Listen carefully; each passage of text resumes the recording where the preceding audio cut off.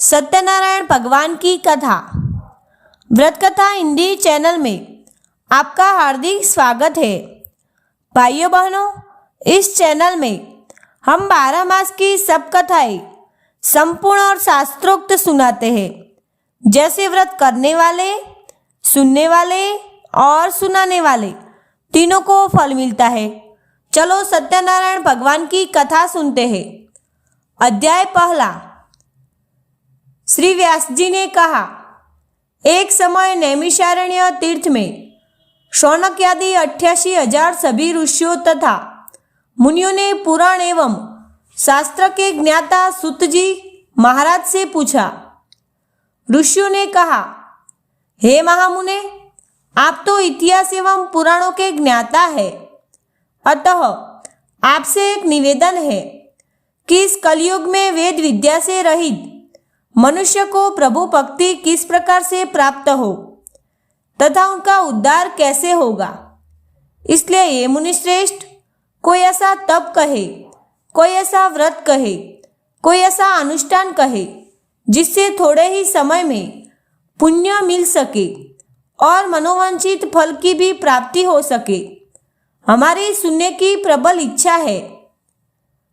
सर्वनाश ज्ञाता श्री सुत जी ने कहा, हे ऋषियों, आप सबने सभी प्राणियों के हित के लिए यह बात पूछी है, क्योंकि परोपकार ही तो संतों का लक्षण है। इसलिए उस श्रेष्ठ व्रत को आप लोगों से कहूँगा, जिस व्रत को नारद जी ने भगवान कमलापति से पूछा था। एक समय योगीराज नारद जी दूसरों के हित की इच्छा से अनेक लोकों में घूमते हुए मृत्युलोक में आ पहुंचे। वहां अनेक योनियों में जन्मे प्राणी अपने कर्मों के द्वारा अनेक दुखों से पीड़ित है। ऐसा देखकर नारद जी ने मन में विचार किया कि किस यत्न से इन प्राणियों के दुख का नाश हो। ऐसा मन में विचार कर विष्णुलोक के गए। वहां श्वेतवर्ण और 4 भुजाओं वाले सबके आधार भगवान नारायण को देखा, जिनके हाथों में शंख, चक्र, गदा और पद्म तथा गले में वनमाला सुशोभित थी। नारद जी ने श्री विग्रह के दर्शन कर सुंदर स्तुति करने लगे। नारद जी बोले, हे भगवान, आप अत्यंत शक्ति से संपन्न है। मन तथा वाणी भी आपको नहीं पा सकती। आपका आदि, मध्य, अंत भी नहीं है। निगुण स्वरूप सृष्टि से आदिभूत एवं भक्तों के दुखों को नष्ट करने वाले आप हैं। भगवान, मेरा नमन स्वीकार करें। नारद जी की स्तुति सुनकर भगवान नारायण ने नारद जी से पूछा। श्री भगवान ने कहा, हे मुनिश्रेष्ठ, आपके मन में क्या है? आपका यहाँ किस काम के लिए आगमन हुआ है? निसंकोच कहो, मैं सब कुछ बताऊंगा। नारद जी ने कहा, हे प्रभु, मृत्युलोक में प्रायः अपने अपने पाप कर्मों के द्वारा विभिन्न योनियों में उत्पन्न सभी लोग अनेक प्रकार के दुखों से दुखी हो रहे हैं। हे नाथ, यदि आप मुझ पर दया रखते हैं तो बताइए कि इन मनुष्य के सब दुख थोड़े ही प्रयत्न से कैसे दूर हो। भगवान श्री हरि ने कहा, हे नारद, मनुष्यों की भलाई के लिए आपने बहुत अच्छी बात पूछी है। जिस व्रत के करने से प्राणी मोह से मुक्त हो जाता है, सो मैं उस महान शक्तिशाली व्रत को कहता हूँ। श्री सत्यनारायण भगवान का व्रत महान पुण्य देने वाला तथा स्वयं एवं मृत्युलोक में अत्यंत दुर्लभ है। श्री सत्यनारायण जी की व्रत पूर्ण विधि विधान से करने से मनुष्य मृत्युलोक में सुख भोग कर अंत में शरीर छोड़कर मोक्ष को प्राप्त होता है। भगवान के श्रीमुख से वचन सुनकर नारद जी ने पूछा। नारद जी ने कहा, हे प्रभु, सत्यव्रत का फल क्या है? क्या विधान है? किसने सत्यव्रत को किया है तथा किस दिन सत्यव्रत को करना चाहिए? सब विस्तार से हमारी सुनने की अभिलाषा है। श्री भगवान ने कहा, नारद दुख, शोक आदि को दूर करने वाला, धन धान्य को बढ़ाने वाला, सौभाग्य तथा संतान को देने वाला, सभी स्थानों पर विजय श्री दिलाने वाला, भक्ति और श्रद्धा के साथ किसी भी दिन मनुष्य श्री सत्यनारायण की कथा शाम के समय ब्राह्मणों एवं बंधुओं के साथ धर्मपरायण होकर पूजा करे।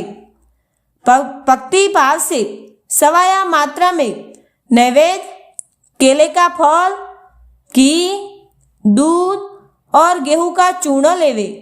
गेहूं के अभाव में साठी का चूर्ण, शक्कर तथा गुड़ ले और सब भक्षण योग्य पदार्थ एकत्रित करके भगवान सत्यनारायण को अर्पण करना चाहिए। बंधु बांधवों के साथ श्री सत्यनारायण कथा सुनकर ब्राह्मणों को भोजन कराए एवं दक्षिणा देकर संतुष्ट करे।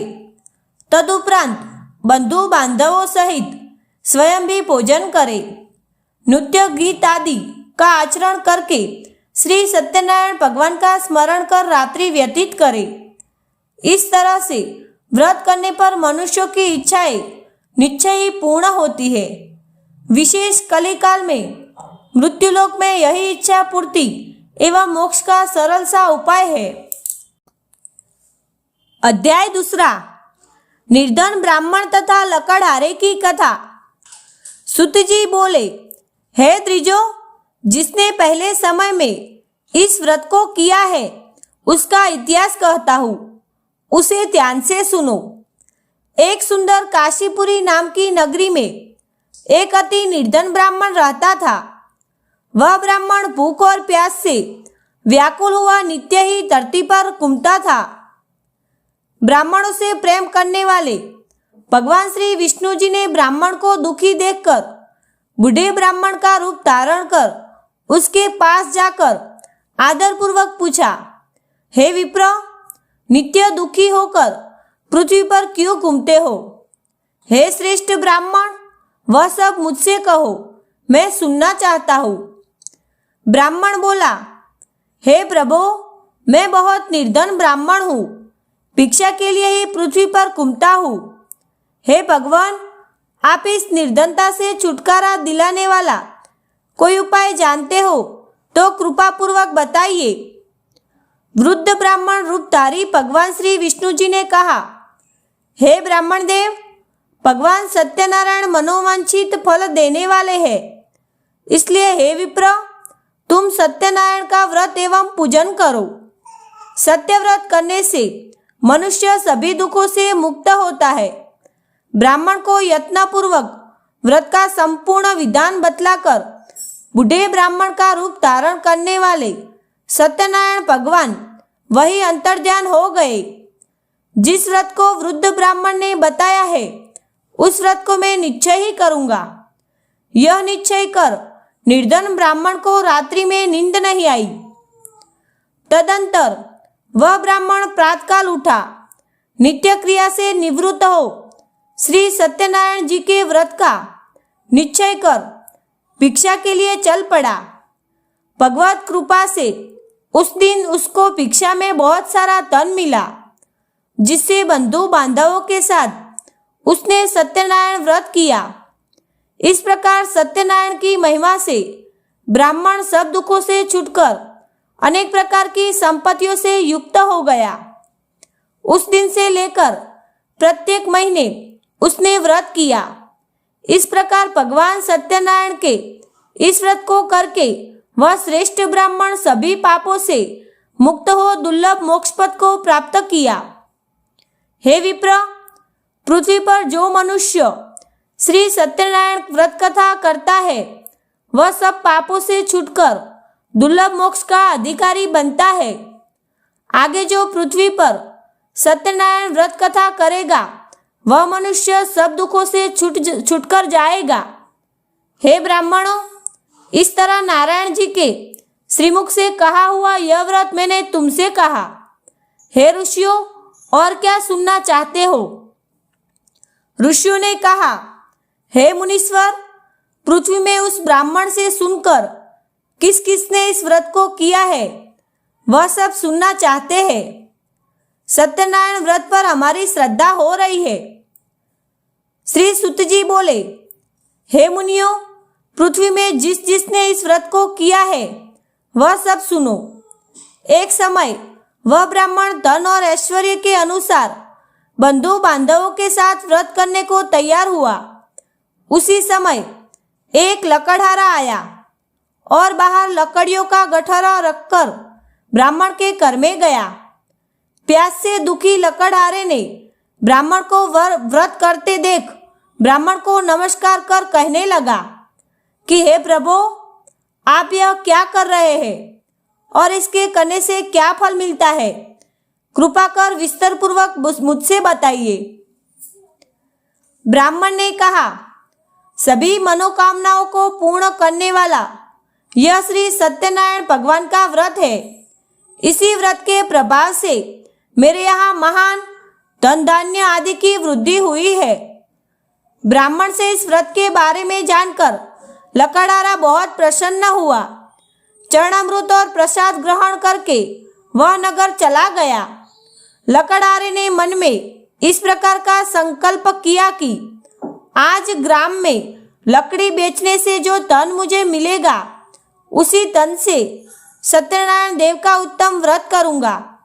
यह मन में विचार कर बूढ़ा लकड़हारा अपने सिर पर लकड़ियां का रखकर जिस नगर में धनिक लोग रहते थे ऐसे सुंदर नगर में गया। फलस्वरूप बूढ़े लकड़हारे को आज अन्य दिनों की अपेक्षा लकड़ियों का दाम दुगनी मात्रा में मिला। तदंतर वह बूढ़ा लकड़हारा दाम ले अति प्रसन्न होकर सत्यनारायण व्रत कथा की सामग्री सवाया मात्रा में लेकर अपने घर गया। तत्पश्चात उसने अपने बंधु बांधवों एवं ब्राह्मण को बुलाकर विधि विधान से भगवान सत्यनारायण के व्रत को किया। उस व्रत के प्रभाव से बूढ़ा लकड़हारा धन, पुत्र आदि से युक्त हुआ और संसार के समस्त सुखों को भोगकर वैकुंठ को गया। अध्याय 3। राजा उल्कामुख, साधु वणिक एवं लीलावती कलावती की कथा। श्री सुत जी बोले, हे श्रेष्ठ मुनियों, अब ध्यानपूर्वक आगे की कथा सुनो। प्राचीन समय में उल्कामुख नाम का एक सुबुद्धिमान राजा था। उल्कामुख सत्यवक्ता एवं जितेंद्रिय था। वह विद्वान राजा प्रतिदिन देवस्थानों में जाता तथा ब्राह्मण को धन देकर उन्हें संतुष्ट करता था। उसकी धर्मपति कमल के समान मुख वाली और सती साध्वी एवं शीलादि विनय गुणों से संपन्न तथा पति परायणा थी। एक दिन भद्रशिला नदी के तट पर दोनों दंपतियों ने भगवान सत्यदेव का व्रत एवं पूजन कर रहा था। जिस समय राजा अपने परिवार के साथ व्रत एवं पूजन कर रहे थे उसी समय वहां पर एक साधु वैश्य आया। उसके पास व्यापार के लिए बहुत सा धन था। भद्रशिला नदी के तट पर अपनी नौका को किनारे ठहराकर राजा के पास गया और राजा को व्रत करते देख विनयपूर्वक पूछने लगा। साधु ने कहा, हे राजन, भक्ति युक्त चित्त से यह आप क्या कर रहे हो? मेरी सुनने की इच्छा है, यह आप मुझे बताने की कृपा करें। राजा बोला, हे साधु, अपने बांधवों के साथ पुत्र प्राप्ति के लिए यह महाशक्तिशाली सत्यनारायण भगवान का पूजन एवं व्रत कर रहा हूँ। राजा के वचन को सुनकर वह साधु वैश्य आदर के साथ बोला, हे राजन, मुझसे इस व्रत का सब विधान कहे। अतः आपके कथानुसार इस व्रत को मैं भी करूंगा, क्योंकि मेरे भी कोई संतति नहीं है। राजा से व्रत का विधान सुनकर साधु व्यापार से निवृत्त हो आनंद के साथ घर गए। साधु ने अपनी स्त्री से संतति देने वाले उस उत्तम व्रत का समाचार सुनाया और कहा, जब मेरे संतान होगी तब मैं इस व्रत को करूंगा। साधु ने ऐसे वचन अपनी पत्नी लीलावती से कहा। एक दिन उसकी पत्नी लीलावती आनंदित हो एवं सांसारिक धर्म में प्रवृत्त होकर सत्यदेव की कृपा से गर्भवती हुई तथा समय बीतने पर 10वें महीने में उसके यहाँ एक सुंदर कन्या ने जन्म दिया। वह कन्या दिनों दिन इस प्रकार बढ़ने लगी जैसे शुक्ल पक्ष का चंद्रमा बढ़ रहा हो, इसलिए उस कन्या का नाम कलावती रखा गया। तब लीलावती ने मीठे शब्दों में अपने पति से कहा कि आपने जो संकल्प लिया था कि संतान होने पर भगवान सत्यदेव का व्रत करूंगा, सो भगवत कृपा से हमारे यहाँ कन्या ने जन्म लिया है। आप संकल्पानुसार उस व्रत को क्यों नहीं कर रहे हो? साधु बोला, हे प्रिय, इसके विवाह के समय व्रत कर लूंगा, जल्दी क्या है। अपनी पत्नी को भली भांति आश्वासन दे वह नगर को गया। उधर कन्या कलावती पितृगृह में वृद्धि को प्राप्त हो गई। साधु ने जब नगर में सखियों के साथ क्रीड़ा करती हुई अपनी पुत्री को विवाह योग देखा और तुरंत ही दूत को बुलाकर कहा कि पुत्री कलावती के लिए कोई सुयोग्य वणिक पुत्र खोजकर लाओ। साधु की आज्ञा पाकर दूत कांचन नगर पहुंचा और बड़ी खोज एवं देखभाल कर कन्या कलावती के लिए सुयोग्य वणिक पुत्र को ले आया। उस सुयोग्य वणिक पुत्र को देखकर साधु वैश्य ने अपने भाई बंधुओं एवं जाति के लोगों के साथ प्रसन्नचित्त होकर अपनी पुत्री कलावती का विवाह उस सुयोग्य वणिक पुत्र के साथ कर दिया। लेकिन दुर्भाग्यवश विवाह के समय भी सत्यदेव का व्रत एवं पूजन करना भूल गया। पूर्व में व्रत का संकल्प करने के बाद संकल्प पूरा न करने के कारण भगवान सत्यनारायण कुपित हो गए। अपने कार्य में कुशल साधु अपने दामाद सहित समुद्र के समीप व्यापार करने रत्नासुर पहुंचा और वहां चंद्रकेतु राजा के नगर में दोनों ससुर जमाई व्यापार करने लगे। भ्रष्ट प्रतिज्ञा देखकर सत्यनारायण भगवान ने श्राप दे दिया कि इसे दारुण कठिन और महान दुख प्राप्त हो। एक दिन भगवान सत्यनारायण की माया से प्रेरित होकर दो चोर राजा के धन को चुरा कर भागे जा रहे थे, किंतु पीछे से राजा के दूतों को आता देख वे दोनों चोर घबराकर भागते भागते धन को वही चुपचाप छुपा दिया जहां दोनों ससुर जमाई ठहरे हुए थे। तब दूतों ने उस साधु वैश्य के पास राजा के धन को रखा देखकर दोनों को बांधकर ले गए और प्रसन्नता से दौड़ते हुए राजा के समीप जाकर बोले, ये दो चोर हम पकड़ के ले आए हैं, आप देखकर आज्ञा दे। राजा की आज्ञा से उनको कठिन कारावास में डाल दिया। भगवान सत्यदेव की माया से किसी ने उन दोनों की बात नहीं सुनी और राजा चंद्रकेतु ने उन दोनों का धन भी ले लिया। सत्यदेव के कुपित होने से इधर साधु वैश्य की पत्नी और पुत्री कलावती भी बहुत दुखी हुई और घर पर जो धन रखा था वो भी चोर चुरा कर ले गए। वह लीलावती शारीरिक तथा मानसिक पीड़ाओं से युक्त, भूख और प्यास से दुखी हो अन्न की चिंता से दर दर भटकने लगी। कन्या कलावती भी भोजन के लिए इधर उधर प्रतिदिन घूमने लगी। एक दिन भूख प्यास से अति दुखित हो अन्न की चिंता में कलावती एक ब्राह्मण के घर गई। वहां उसने सत्यनारायण व्रत को होते हुए देखा। वहां बैठकर उसने कथा सुनी और वरदान मांगा।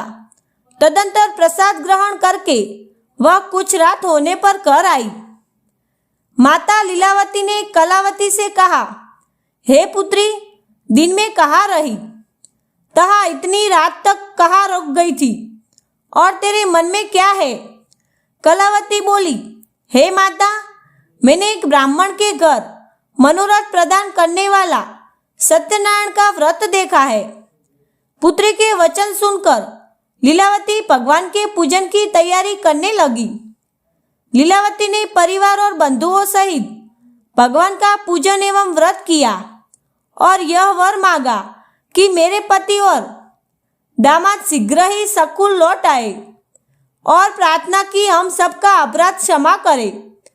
भगवान सत्यदेव इस व्रत से संतुष्ट हुए और राजा चंद्रकेतु को स्वप्न में दिखाई दिए और बोले, हे राजन, दोनों बंदी वेश्य प्रातःकाल ही छोड़ दो और उनका सब धन जो तुमने ग्रहण किया है वह लौटा दो, नहीं तो तुम्हारा सब धन, राज्यपाट आदि सब नष्ट कर दूंगा। राजा से स्वप्न में इतना कहकर भगवान सत्यनारायण अंतर्ध्यान हो गए। इसके अनंतर प्रातःकाल राजा चंद्रकेतु ने सभा में अपने सभासदों को स्वप्न के विषय में बताया और दोनों बंदी वेश्य को मुक्त कर दिया। सभा में लाने की आज्ञा दी। राजा की आज्ञा पाकर राजपुरुष दोनों महाजनों को बंधन से मुक्त कर राजा के सामने लाकर विनयपूर्वक बोले, हे महाराज, बेड़ी बंधन से मुक्त करके दोनों वणिक पुत्र लाए गए हैं। इसके पश्चात आते ही दोनों महाजनों ने राजा चंद्रकेतु को नमस्कार किया और पूर्व वृत्तांत का स्मरण करते हुए वैसे विह्वल हो गए और कुछ बोल न सके।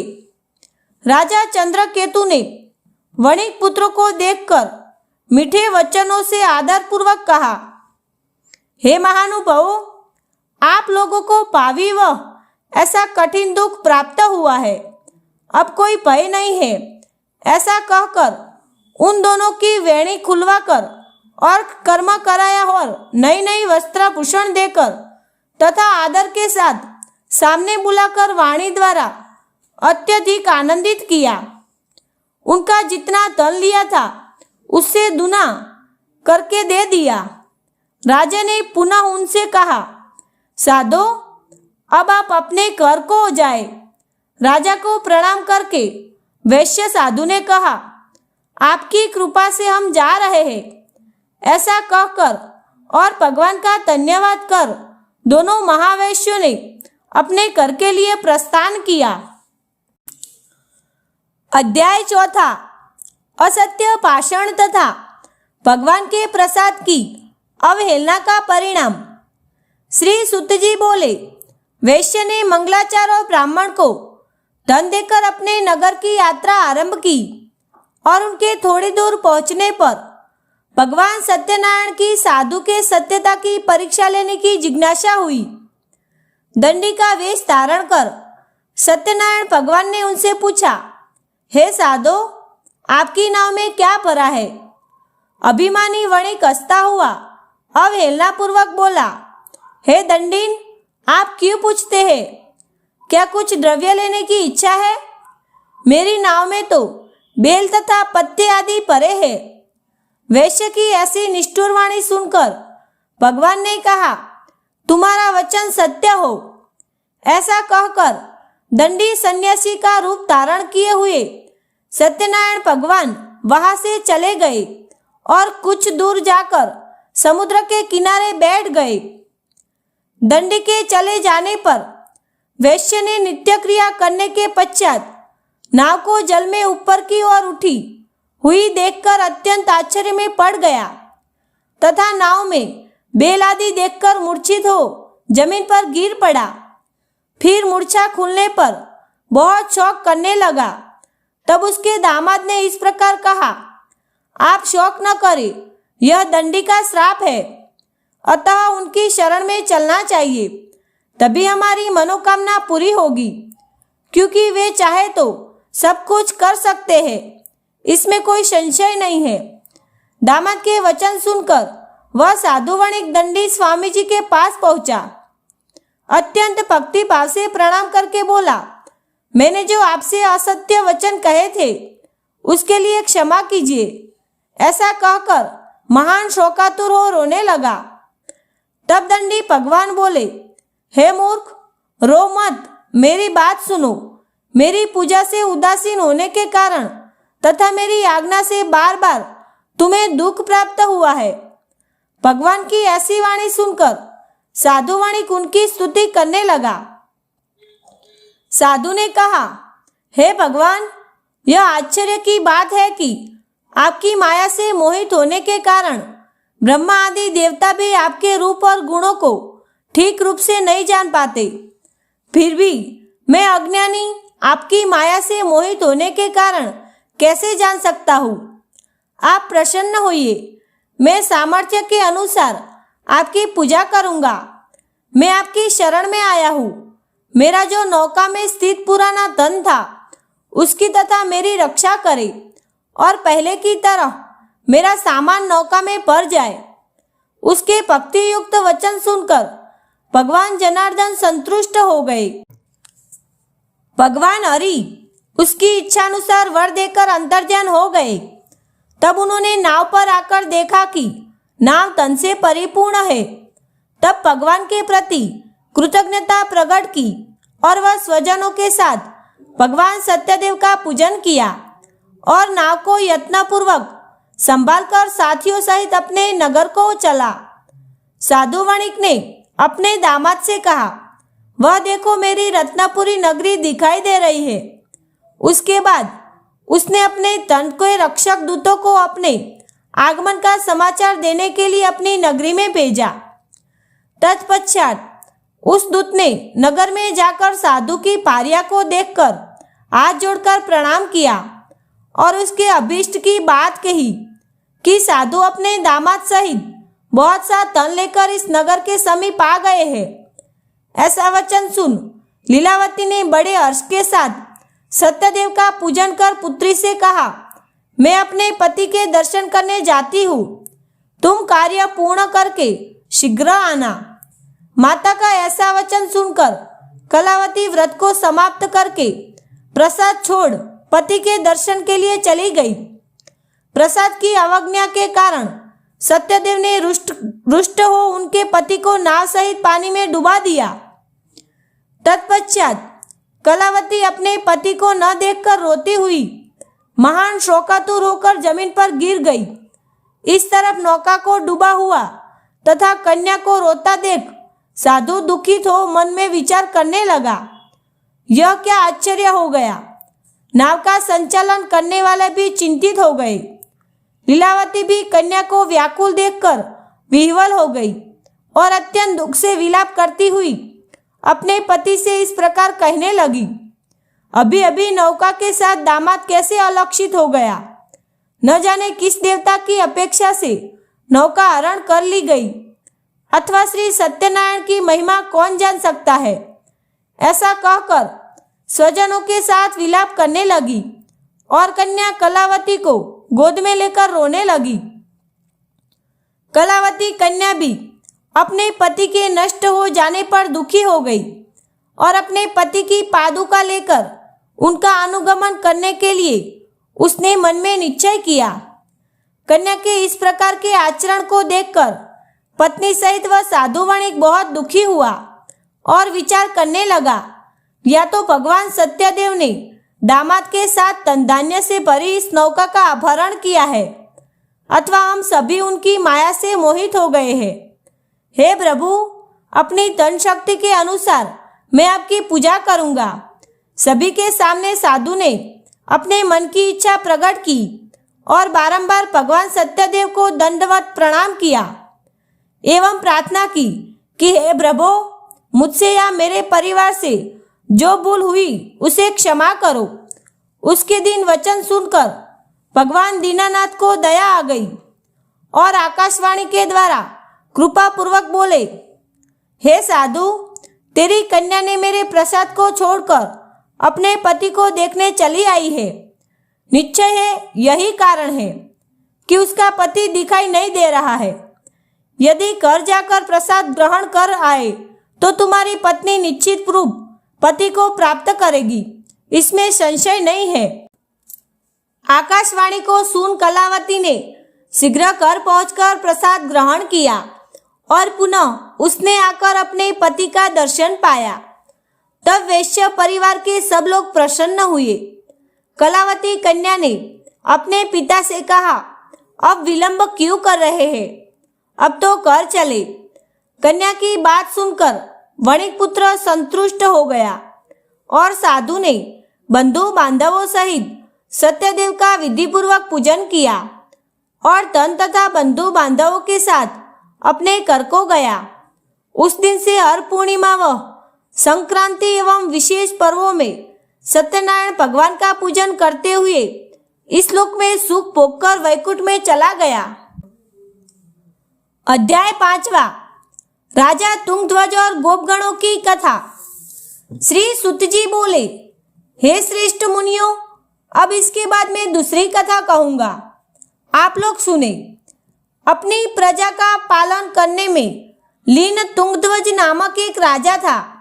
उसने भी भगवान सत्यदेव के प्रसाद को त्याग कर बहुत दुख पाया। एक बार वह वन में जाकर और वहां बहुत से पशुओं को मारकर बड़ के पेड़ के नीचे आया। वहां उसने भक्ति भाव से ग्वालों को बंधु बांधवों सहित संतुष्ट चित होकर सत्यदेव की पूजा करते देख राजा अभिमानवश न वहां गया और न ही उसने भगवान सत्यनारायण को नमस्कार किया। जब ग्वालों ने भगवान का प्रसाद उसके सामने रखा तो वह प्रसाद को त्याग कर अपनी सुंदर नगरी की ओर चला गया। ग्वाल वालों ने भगवान की इच्छा अनुसार प्रसाद ग्रहण किया। इधर राजा को प्रसाद का परित्याग करने से बहुत दुख प्राप्त हुआ। जब अपने राजमहल में आया तो क्या देखता है, उसने अपना सब कुछ नष्ट पाया। संपूर्ण धन धान्य एवं सभी 100 पुत्र नष्ट हो गए। राजा ने मन में यह निश्चय किया कि अवश्य ही भगवान सत्यनारायण ने हमारा नाश किया है, इसलिए मुझे वही जाना चाहिए जहाँ श्री सत्यनारायण जी का पूजन हो रहा था। तत्पश्चात वह राजा मन में विश्वास कर ग्वाल वालों के समीप गया और उसने गोप गणों के साथ भक्ति श्रद्धा से युक्त होकर विधि पूर्वक भगवान सत्यनारायण का पूजन किया एवं प्रसाद ग्रहण किया। भगवान सत्यदेव की कृपा से राजा पुनः धन और पुत्र से संपन्न हो गया। इस लोक में सभी सुखों का उपभोग कर अंत में वैकुंठ लोक को प्राप्त हुआ। श्री सुत जी कहते हैं कि इस परम दुर्लभ व्रत को जो व्यक्ति करता है और पुण्यमय एवं फल प्रदादिनी भगवान की कथा को भक्ति युक्त होकर सुनता है, उसे भगवान सत्यदेव की कृपा से धन धान्य की प्राप्ति होती है, निर्धन धनी होता है, बंदी बंधन से मुक्त होकर निर्भय हो जाता है, डरा हुआ व्यक्ति भय से मुक्त हो जाता है, संतानहीनों को संतान प्राप्त होती है। यह सत्य बात है, इसमें किसी प्रकार का संशय नहीं है। भगवान की कृपा से उसके सभी पाप नष्ट हो जाते हैं एवं सभी मनोरथों को प्राप्त कर अंत में वैकुंठ धाम को प्राप्त करता है। हे ब्राह्मणों, इस प्रकार मैंने आप लोगों से भगवान सत्यनारायण के व्रत को कहा, जिसे करके मनुष्य सभी दुखों से मुक्त हो जाता है। हे ऋषियों, कलयुग में तो भगवान सत्यदेव की पूजा विशेष फलदायिनी है। भगवान विष्णु को ही कुछ लोग काल, कुछ लोग सत्य, कोई ईर्ष्य और कोई सत्यदेव तथा दूसरे लोग सत्यनारायण नाम से पुकारेंगे। अनेक रूप धारण करके भगवान सत्यनारायण सभी का मनोरथ सिद्ध करते हैं। कलयुग में सनातन भगवान विष्णु ही सत्यव्रत रूप धारण करके सभी का मनोरथ पूर्ण करने वाले होंगे। हे श्रेष्ठ मुनियों, जो व्यक्ति प्रतिदिन भगवान सत्यनारायण की इस व्रत कथा को पढ़ता है, सुनता है, भगवान सत्यनारायण की कृपा से उसके सभी पाप नष्ट हो जाते हैं। हे मुनीश्वरों, पूर्व काल में जिन्होंने इस व्रत को किया था, उनके अगले जन्म की कथा कहता हूँ, आप लोग सुने। महान प्रज्ञा संपन्न सतानंद नाम के ब्राह्मण सत्यनारायण के व्रत के प्रभाव से दूसरे जन्म में सुदामा नामक ब्राह्मण हुए और उस जन्म में भगवान श्री कृष्ण का ध्यान करके उन्होंने मोक्ष प्राप्त किया। लकड़ारा भिल्ल गुहों का राजा हुआ और अगले जन्म में उसने श्री राम की सेवा करके मोक्ष प्राप्त किया। महाराज उल्कामुख दूसरे जन्म में राजा दशरथ हुए, जिन्होंने श्री रंगनाथ की सेवा पूजन करके अंत में वैकुंठ धाम प्राप्त किया। इसी प्रकार धार्मिक और सत्यव्रती साधु पिछले जन्म के सत्यव्रत के प्रभाव से दूसरे जन्म में मोरध्वज नाम का राजा हुआ। उसने आरे से चीरकर अपने पुत्र की आदि देह भगवान श्री कृष्ण को अर्पित कर मोक्ष प्राप्त किया। महाराज तुंगध्वज जन्मांतर में स्वयंभू मनु हुए और भगवत संबंधी संपूर्ण कार्यों का भक्ति पूर्वक अनुष्ठान करके वैकुंठ लोक को प्राप्त हुए। जो गोपगण थे वे सब जन्मांतर में वज्रमंडल में निवास करने वाले गोप एवं ग्वालवाल हुए और श्री कृष्ण की सन्निधि पाकर एवं राक्षसों का संहार करके उन्होंने भी भगवान का साक्षात धाम गोलोक धाम प्राप्त किया। भाइयों बहनों, इस कथा को सुनने के बाद व्रत कथा चैनल को सब्सक्राइब जरूर करना, जिससे 12 मास की सब कथा का समय से नोटिफिकेशन मिलता रहे। और भाइयों बहनों, ये वीडियो ग्रुप में जरूर शेयर करना। जय सत्यनारायण भगवान।